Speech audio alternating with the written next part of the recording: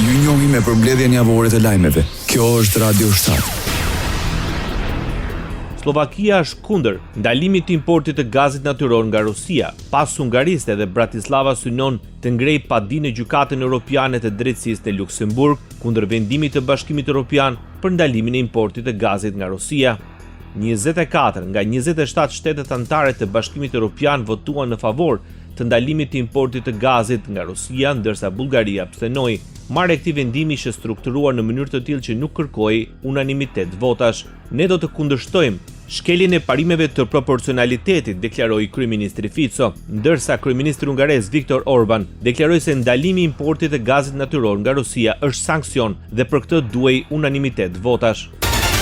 Firmat amerikane arrin marrëveshje për blerjen e aseteve të kompanive ruse të naftës. Firma amerikane e kapitalit privat, Carlyle Group, pranoi marrëveshjen për të blerë shumicën e aseteve të huaja të Lukoilit me një blerje për rreth 22 miliard dollarësh. Lukoil, kompania e dytë më e madhe e naftës në Rusi, është detyruar të shesë këto asete për shkak të sanksioneve amerikane. Shitja për të cilën njoftuan të dyja kompanitë vjen në një moment kur negociatorët rus, ukrainez dhe amerikan po përpiqen të arrijnë një marrëveshje për t'i dhënë fund luftës. Shitja duhet të miratohet nga Agjencia Amerikane që administron sanksionet. Departamenti i Thesarit i Shteteve të Bashkuara të Amerikës i kishte dhënë Lukoilit afat deri më 28 shkurt për të shitur portofolin e tij global.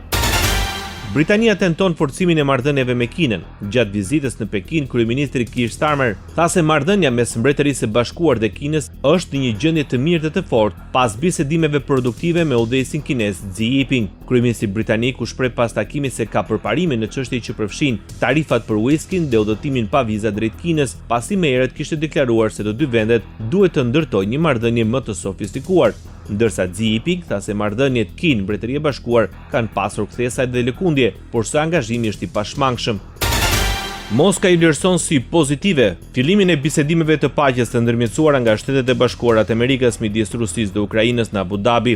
Zëdhënësi i Kremlinit, Dmitri Peskov, në një konferencë për shtyp në Moskë, tha se vetë fakti që ekspertët kanë filluar të diskutojnë çështje komplekse që lidhen me një zgjidhje ukrainase është një përparim. Padyshim, puna është duke vazhduar. Është mirë që fillojmë në formën e kontakteve të drejtë për drejta. Këto janë negociata shumë komplekse që filluan në nivel ekspertësh. Siç e dini, janë arritur marrëveshje për vazhdimin e tyre dhe puna do të vazhdojë, tha Peskov. Sipas tij, rezultati i negociatave do të varet nga sa bashkëpunues janë pjesëmarrësit.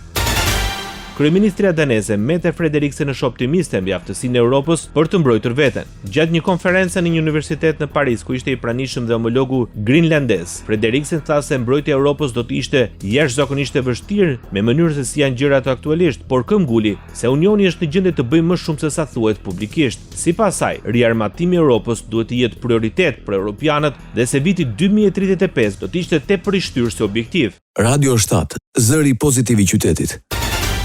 Presidenti SBA-s Donald Trump kërkon nga Teherani të negociojë pasi një armatë masive po shkon drejt Iranit. Washingtoni ka zhvendosur në rajon anije luftarake Abraham Lincoln dhe disa shkatrues me raketa të telekomanduara të cilat mund të përdoren për të nisur sulme nga deti. Mbetet e paqartë se çfarë do të vendosë Trump në lidhje me përdorimin e forcës, megjithëse ai përcaktoi 2 vija të kuqe, vrasjen e protestuesve paqësor dhe ekzekutimin e mundshëm masiv të dënuarve.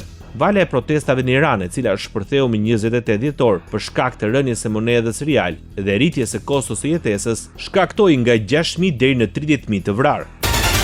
Presidenti turk Recep Tayyip Erdogan i propozoi homologut amerikan Donald Trump një samit trepalësh mbi Iranin. Sipas mediave turke, Erdogan e shpreu këtë iniciativë gjatë një telefonate me Trump më 27 janar. Raportohet gjithashtu se ministri i jashtëm iranian Abbas Araghchi pritet të vizitojë Turqinë më vonë këtë javë për të zhvilluar bisedime me homologun e tij turk Hakan Fidan.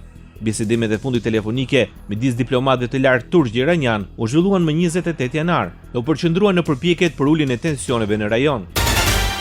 Kroacia nuk do t'i bashkohet Këshillit të Paqes. Kryeministri kroat Andrej Plenković deklaroi se vendimi është marrë pas një analize të qeverisë, pa dhënë detaje konkrete për arsyet e mos angazhimit. Më herët Plenković kishte theksuar se si vend antar i Bashkimit Evropian, Kroacia do të priste fillimisht një qendrim të përbashkët të BE-s për këtë nisëm.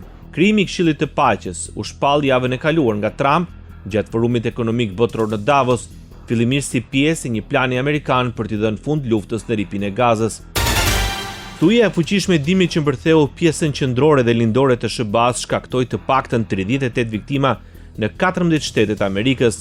Ndërkohë ngricat, temperaturat ekstreme dhe ndërprerjet e energjisë kanë paralizuar jetën e përditshme të miliona amerikanëve. Studia nisi të premten 23 janarit. Deri të martën mbi 550.000 shtëpi dhe biznese ishin ende pa energji elektrike, ndërsa rreth 200 milionë amerikanë ndodheshin në gatishmëri, ndërsa temperaturat të ulta pritet të zgjasin të paktën deri më një shkurt. Meteorologët paralajmërojnë se një studi tjetër dimërore mund të godasë bregun lindor këtë fundjavë. Autoritetet federale dhe lokale u bëjnë thirrje qytetarëve të shmangen udhëtimet e panevojshme, të kërkojnë strehim dhe të kujdesen për personat më të rrezikuar nga i ftohti ekstrem. Kryeministri i Italisë Giorgia Meloni në ditën e përkujtimit të Holokaustit paralajmëron se pas shumë vitesh antisemitizmi ende nuk është mposhtur përfundimisht. Sipas saj, kjo është një sëmundje e rikthyer për t'u përhapur në forma të reja dhe virulente. Në ditën e përkujtimit të Holokaustit, kryeministri Meloni shkruan se sot kujtojmë emrat dhe mbiemrat e viktimave dhe ripërtërim kujtimet e asaj që ndodhi dhe përmes dëshmisë së çmuar të mbijetuarve dhe pasardhësve të tyre. Në këtë ditë ne dënojmë dhe njerë bashkëpunimin e regjimit fashist në persekutimet, arrestimet dhe deportimet, përfundoi kryeministri i Italisë. Franca pritet të ndërmarrë masa të reja për kufizimin e përdorimit të teknologjisë nga fëmijët dhe adoleshentët. Presidenti francez Emmanuel Macron deklaroi se nga fillimi i vitit të ardhshëm do të ndalohet përdorimi i telefonave celular në shkolla, si dhe aksesimi i rrjeteve sociale për fëmijët nën moshën 15 vjeç. Truri i fëmijëve dhe adoleshentëve tanë nuk është përshitje, emocionet e tyre nuk janë përshitje dhe nuk mund të manipulohen qoftë nga platformat amerikane apo nga algoritmet kineze, u shpreh Macron. Autoritetet franceze theksojnë se qëllimi i këtyre masave është mbrojtja e shëndetit mendor të fëmijëve, rritja e përqendrimit në shkolla dhe kufizimi i ndikimit të algoritmeve digjitale në moshë të hershme. Ndoqët përmbledhjen javore të lajmeve. Kjo është Radio 7, zëri pozitiv i qytetit.